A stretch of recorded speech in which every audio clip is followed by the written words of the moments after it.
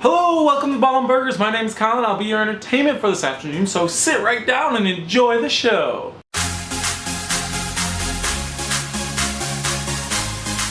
Hey, so I just watched Mikey's video. I found it really interesting, and I'm definitely here to answer some of these questions that you may have. First of all, first thing that you kind of had a question about is the controller paddles on my scuf controller, which I have right here.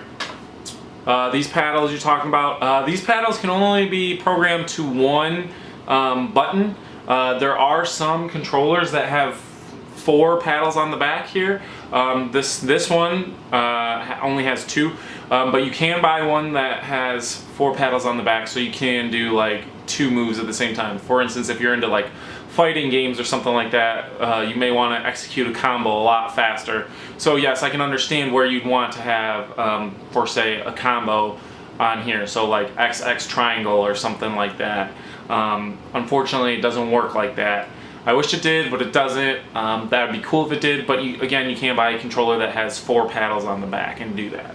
So, next question that you had about MLG, so Major League Gaming, so if you have COD championships, other game tournaments that you can go to, are those controllers legal?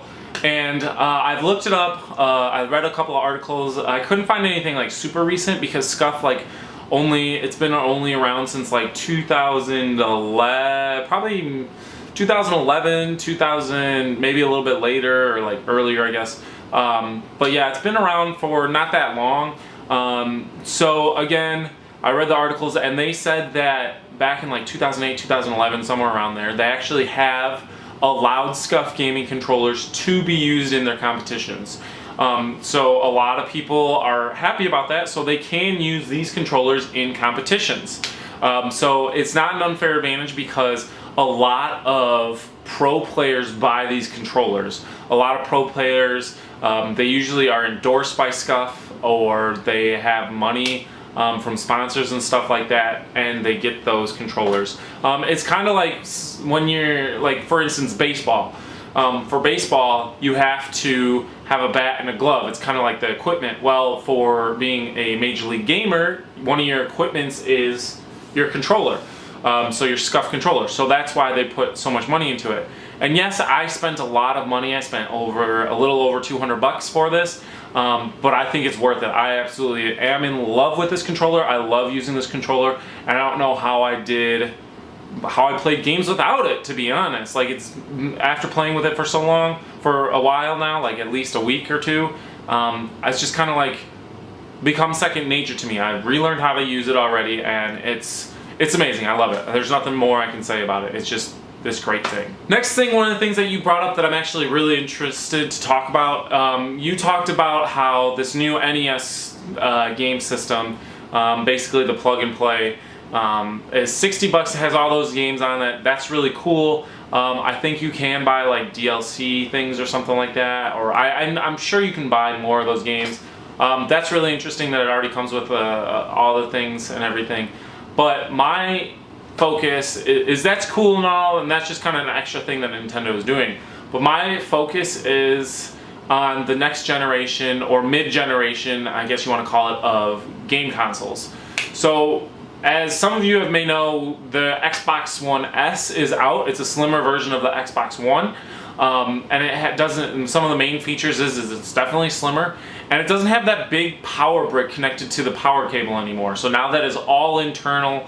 PlayStation has had it internal for a really long time. So it was just a matter of time before the Xbox One got it. So the PS4 has actually come out with something new as well. They got the 4.5 or something like that. That's their, comeback to that. It's kind of, they're trying to keep it hush-hush, but it's not really staying hush-hush. There's been pictures all over the internet, all over the internet, to be honest.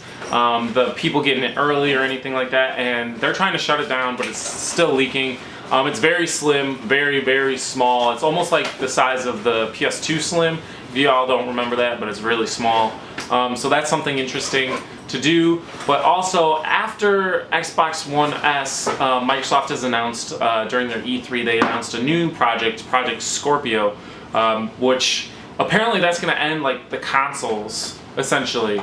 So what I'm thinking is it's going to be basically a computer with the operating system of a game console, which is really interesting. So you can constantly upgrade everything instead of being, basically it's going to be the console to end consoles is what I'm taking away from it, is that you'll have your console and you'll be able to add stuff to it as stuff upgrades. For instance, processors and graphics cards and all that stuff. So basically it's just going to be a computer with the operating system of a game console.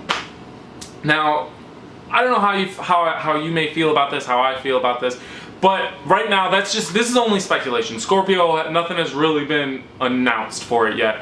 But other than that, Scorpio, that's what I'm thinking of Scorpio is going to be. I think Scorpio is going to be the end of the consoles as we know it. It's going to be legit, like what I said, it's just you can actually upgrade the stuff to make a better, faster, whatever you want console. Right now you can kind of upgrade your console, you can upgrade the hard drives. For instance, like the PS4, I upgraded my hard drive because the one that I purchased, the PS4, it was a 500 gig. And games are, especially if you download them, games have so much storage needs. They have so much storage and everything like that. So I needed to upgrade my 500 gigabytes because I was getting full. So I upgraded mine to a terabyte, and then I also got a hybrid hard drive. So it's a little bit of hard drive and a little bit of the other stuff. I can't really remember the acronyms, but it also made my load times a lot faster on my PlayStation, like a ton faster. Like whenever I play with my roommate, whenever he plays Call of Duty with me, and we're loading into the same lobby, I always load in so much faster than he does, and he's always like, dude, why am I loading in so slow? I'm like, your hard drive needs to be up, like get a new hard drive, and once you get a new hard drive, you'll be set. And I think that's something that Scorpio may do. They may have something a little simpler like that. Where it's a lot easier instead of computers where you have to go in and do all the cables and everything like that. But maybe they're going to make something where it's going to be a lot easier to plug in and take out parts of the game console. That's something that is going to be, I think it's the wave of the future, to be honest. I really, really do. Just because it'll cut down on production costs and they won't always have to keep doing, making new ideas and having new ideas for these game consoles.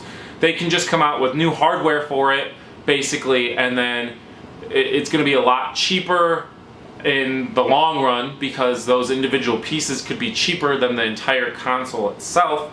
So instead of paying, $300 every or more, $300 every so often, every so years or something like that, you can do, more upgrades.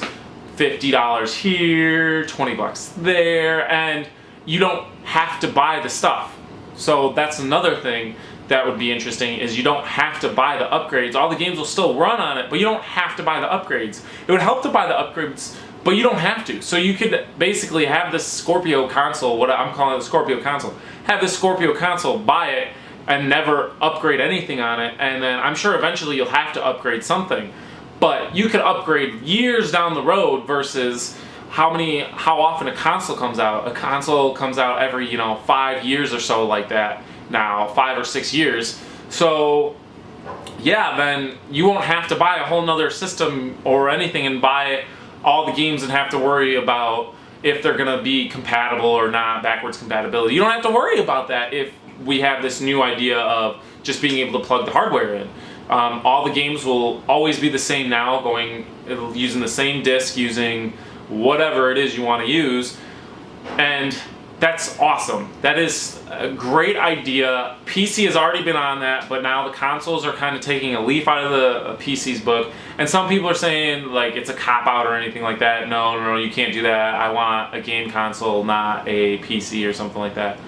But in the end, I think it's better to go in that sort of direction of just being able to upgrade the hardware and having the option to be able to upgrade the hardware. Not even having to have to upgrade it. You have the option to, but you don't have to. You can still play these games and spend a lot less money over the course of 6 years of when the next console should be coming out. You could decide, hey, I'm going to wait 6 years and then say, hey, I'm ready to kind of like get some new hardware for it, and then you can only pay what, like maybe $100 or something like that, depending on what you buy.